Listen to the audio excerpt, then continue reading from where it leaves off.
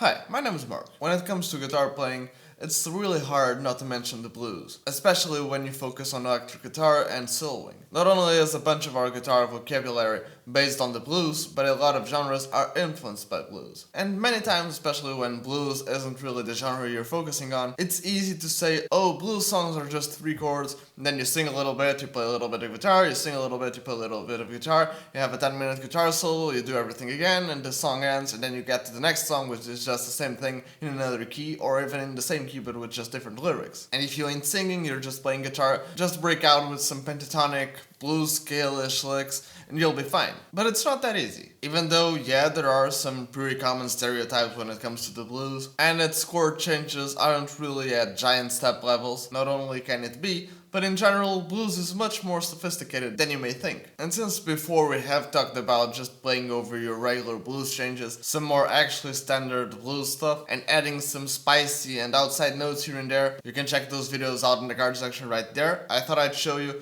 with a simple and mostly melodic example of how blues can be more sophisticated, like how you probably saw in the title or in the thumbnail of this video, doing some melodic minor and harmonic minor style blues in a way that doesn't feel forced, that you can really see the power of the blues. Yes, the licks I'm going to show you aren't exactly standard blues licks, or maybe the licks you imagine in your head when you think about blues guitar solos. Probably not something Albert King or Stevie Ray Vaughan or B.B. King played, but definitely something you can add to your playing that you probably wouldn't really think of applying if you just play your standard rock metal licks. Not that there's any problem with your standard rock metal licks, but there's always something you can learn from other genres, especially the ones you think are easy to play. And sure, if you're a jazz cat and not really a rock metal player, you may be using some of these tricks already, but still, even if you already know the concept, there's always something you can learn from these sorts of things, so I suggest you keep watching the video.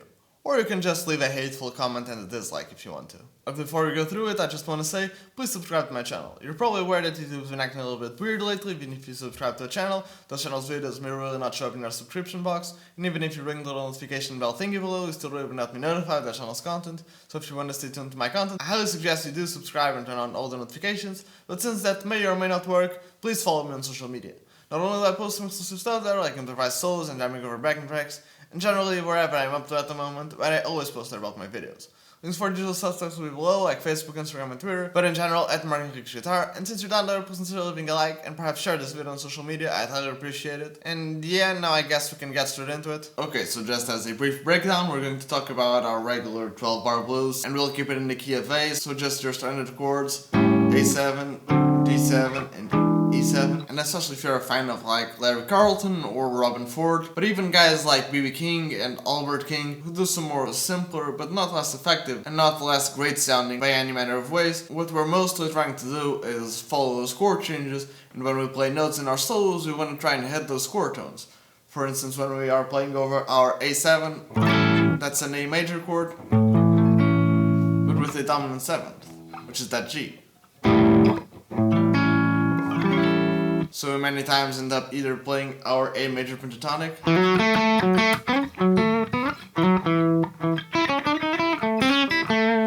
and even sometimes we end up blending it with our regular minor pentatonic.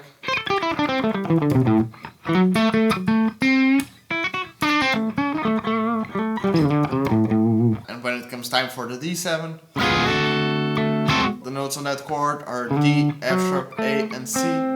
And I don't think I need to say the same thing about the E. The notes on the E7 chord are E, G sharp, B, and D. And as I've said before, I've done a bunch of videos talking about how you can play over those blues chords, either in a more standard blues way or in a more outside fusion-ish way. Again, check those videos if you want to. But if you are in any way familiar with the blues, or if you're just familiar with positions all over the neck or even the cage system, for the first chord, the A7, this position is pretty comfortable.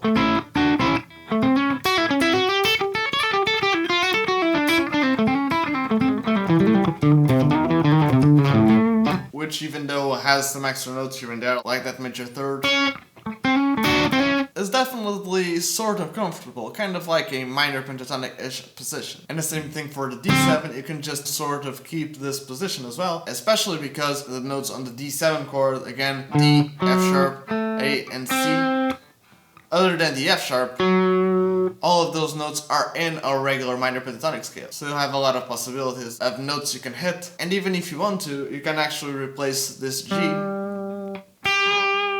for an F sharp and have this sort of hybrid of minor pentatonic plus D7. In fact, this is a good example. I'll just move from A7 to D7 without really moving many fingers around and without moving many frets around. This is A7.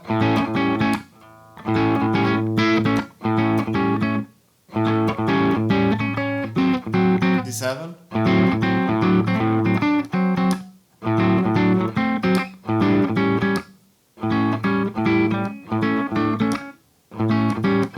Those chords are easily connectable. And when it comes time for the E7, which is the actual point of this video, the notes of the E7 chord, again, E, G sharp, B, and D, only the E and D are in our regular A minor position. So that makes it a little bit harder to use our minor pentatonic scale when it's time for that E7 chord. But something you can do is use the melodic minor scale or the harmonic minor scale, which are some weirder scales in the context of the blues. And again, I've done videos about why that sort of stuff works, but it's basically because in your regular A minor tonality, you have three minor chords. A minor, D minor, A minor, and don't really feel much of a resolution between the chords.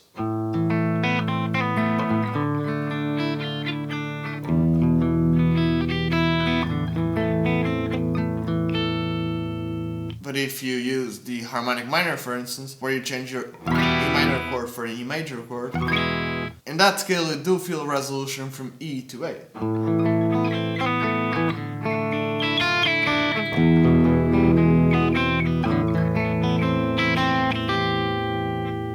And in the melodic minor scale, again you start out with A minor, but you have a D major and an E major. And it's not like you don't really have a resolution from A to D, but it's not really as pronounced and strong as the one from E to A.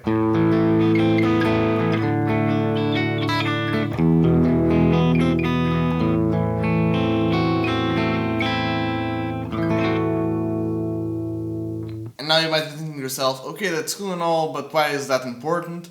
Well, since we're playing a blues in the key of A, and we're playing an E major, since both of those scales, the A harmonic minor scale and the A melodic minor scale, are both scales in the key of A and have an E major scale, when it comes time for that E7 chord, you can use those scales. Again, you still need to focus on the chord tones, but you can use those scales and it can give you a different sort of sound. If I just play you an A7 to E7, and I play you some regular blues licks, and then when it comes time to the E7, I play you some harmonic minor licks, and then some melodic minor licks, you'll definitely hear the particular sound of those scales.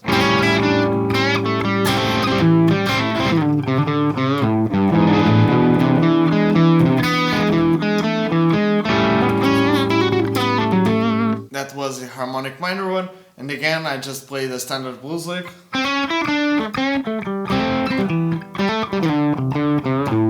Then I went for the harmonic minor scale, again. It's like your minor scale, but you substitute this minor 7 for a regular 7th. And you get your harmonic minor scale, and if you don't know about the natural minor scale, think about your pentatonic scale, but add the note B, add the note F, and substitute the note G for a G sharp.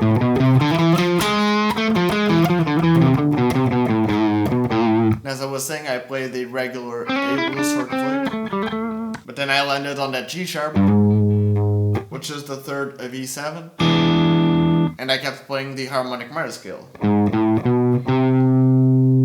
Went for the E, and I played something like arpeggiating an E7 flat 13 maybe. Here's your E major chord. The only thing I did is I added that C to make it again an E7 flat 13. Sort of an augmented vibe. And as you can hear, it resolves well to the A. And again, we can do the same thing, but this time instead of doing a harmonic minor lick for the E7, we can do a melodic minor lick. Which, if you don't know your melodic minor scale, if you just play your A major scale, the only thing you really need to do is change that third. You need to flatten it. Then all the notes are the same.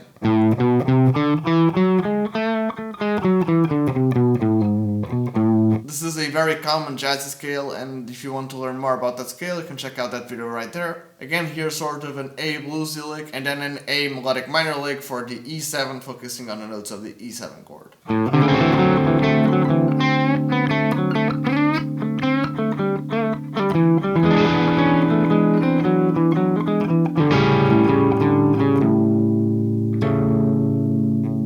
Again, I'm really not that fancy about that lick. Just started out with some A blues sort of stuff. In this case, A major pentatonic.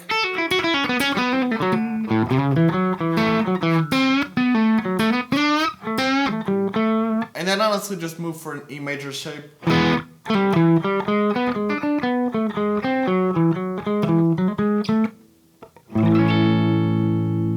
Again, these were all notes from the A melodic minor scale.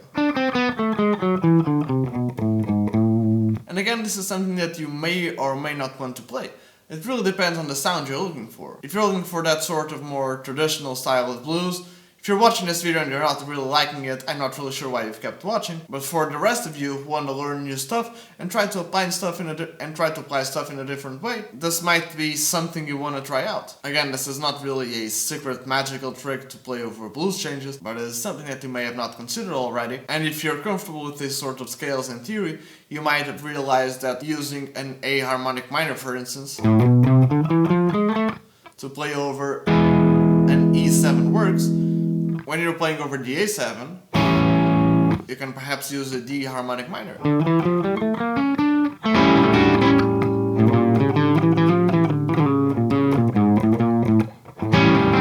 Again, it might not be the sound you're looking for, but you can do it. And even when you're playing just A to D, you can still use your D melodic minor scale. The A melodic minor scale works over the D7 as well.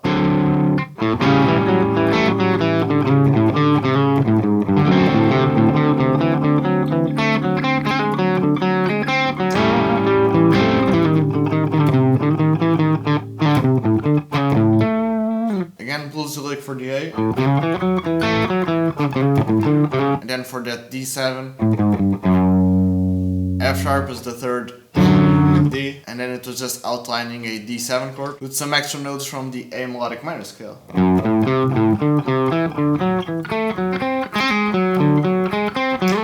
This little part, it was more kind of outlining a D7 sharp 11, which is your D7 chord. But to that D7 chord, you're adding a G sharp. Again, it's part of the sound of the melodic minor scale. So before we finish the video, I'll play around with the blues changes, then I'll add some of those chromatic and harmonic / melodic minor licks here and there. And as I usually say in these sorts of videos, if you actually try to do any of this sort of stuff, or you actually try to practice any of this sort of stuff, please film yourself playing it and tag me on Instagram. Not only will I see it, but I'll repost it and tag you on it, because I'd really like to see what you guys can come up with. And just as another extra tip, I guess, since you can use the A melodic minor scale for both the E7 and D7, many times in the blues when you go for a turnaround in the E7, we do E7, D7, back to A7. So you can use the A melodic minor scale on both of those chords in the turnaround. You just gotta remember to focus on the chord tones. But yeah, I guess I've been rambling till now, so let's give it another go with the 12-bar blues and then we'll finish the video.